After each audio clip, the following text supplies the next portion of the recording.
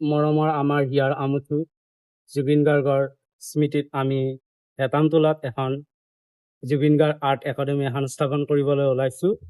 ইয়াৰ জুবিন গাৰ্গৰ যি সপোন আছিল বৰ অসম সৃষ্টি কৰা, সেই উদ্দেশ্যৰে আমি সকলো জাতি ধৰ্ম বৰ্ণ সকলো মানুহ একত্ৰিত হৈ আমি এই অঞ্চলটোলৈ এখন আৰ্ট একাডেমি স্থাপন কৰিবলৈ ওলাইছোঁ।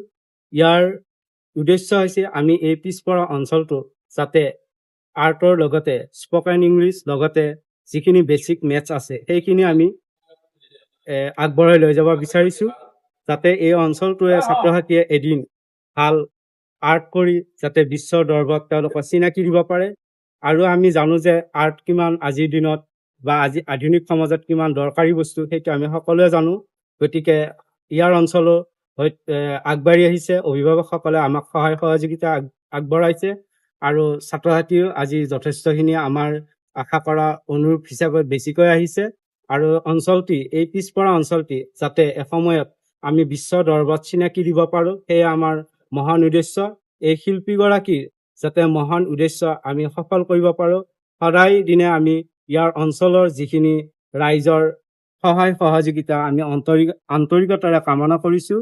লগতে এই অঞ্চলটিয়ে যাতে শিশুসকলক ইয়ালৈ আনি তেওঁলোকৰ আৰ্টৰ লগতে স্পকেন ইংলিছ লগতে বেছিক মেথছখিনি শিক্ষা লাভ কৰিব পাৰে, তাৰ কাৰণে অভিভাৱকসকলে বা এই অঞ্চলটোৰ ছাত্ৰ ছাত্ৰীসকলে আগবাঢ়ি আহে, আমি তেওঁলোকক সহায় সহযোগিতা কৰিম আৰু যিমান পাৰে আমি নিজৰ কষ্টৰে তেওঁলোকক শিক্ষাৰ ক্ষেত্ৰত আগবাঢ়ি যোৱাৰ কাৰণে আমি চেষ্টা চলাম।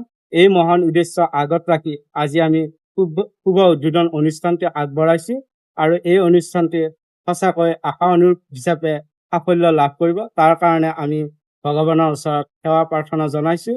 লগতে আমি শেষবাৰৰ কাৰণে জুবিন গাৰ্গক আজি 19 তাৰিখ, যিহেতু জুবিন গাৰ্গৰ আজি মৃত্যু এমাহ সম্পূৰ্ণ হ'ল আৰু এই এমাহ সম্পূৰ্ণ কাৰ্যসূচীৰে অসমৰ মৰণোত্তৰ পিছত জুবিন গাৰ্গৰ প্ৰথমভাৱে আমি আৰ্ট একাডেমি স্থাপন কৰা অসমৰ একমাত্ৰ একাডেমিখনে হৈছে জুবিন গাৰ্গ আৰ্ট একাডেমি, যি মৰণোত্তৰ পিছত হোৱা। গতিকে আজি শেষবাৰৰ বাবে আমি জুবিন গাৰ্গক শ্ৰদ্ধাঞ্জলি অনুষ্ঠানটো আগবঢ়াই নিছিলোঁ আৰু শেষত আমি কওঁ জুবিন গাৰ্গৰ ন্যায় লাগে, জাষ্টিক ফৰ জুবিন দা। ধন্যবাদ। আমাৰ আজি হেতামতলা পিছপৰা গাঁৱৰ বুলি পেলাই যিটো অনুষ্ঠান আগবঢ়াই নিয়া হ'ল Zubeen Garg art academy school, এই স্কুলখন আজি জুবিন গাৰ্গ ঢুকাব পুৰা এমাহ হ'ল।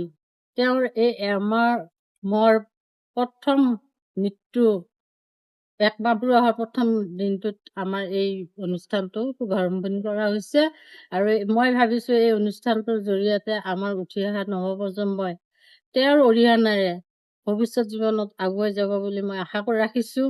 লগতে যিসকল ব্যক্তিয়ে এই অনুষ্ঠানটোলৈ আমাৰ ইয়ালৈ আগবঢ়াই আনিছে তেখেতসকলক ধন্যবাদ জনাইছোঁ। শেষত মই জুবিন গাৰ্গৰ জাষ্টিচ বিচাৰি মই মোৰ বক্তব্য সমাপ্ত কৰিছোঁ।